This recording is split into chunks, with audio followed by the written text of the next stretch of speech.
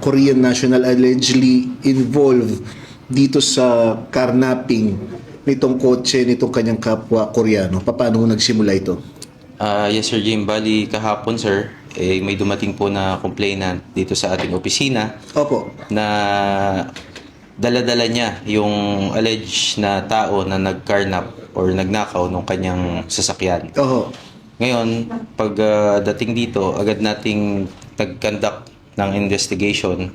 And itong suspect ay umamin naman sa pag-carnap ng sasakyan. Then itinuro niya kung saan niya naibenta yung sasakyan.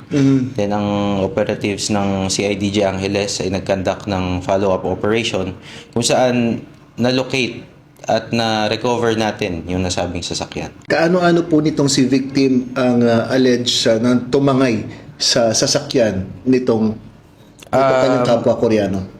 Itong suspect natin ay may common friend dito sa victim. Opo. Ngayon, itong victim natin, pinahiram niya yung sasakyan doon sa kanyang kaibigan.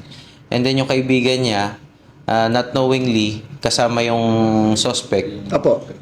biglang kinuha at tinangay po yung sasakyan ng ating complainant na hindi niya alam. And then naibenta sa isang tao na hindi niya rin aprobado. Sasampahan po natin siya ng kaso under the Anti-Carnapping Act at ongoing na po ang pagproseso ng kanyang dokumento. Maraming salamat po. Police Major John Lloyd Bawag, ang chief ng CIDG Field Unit, Angeles City Field Unit.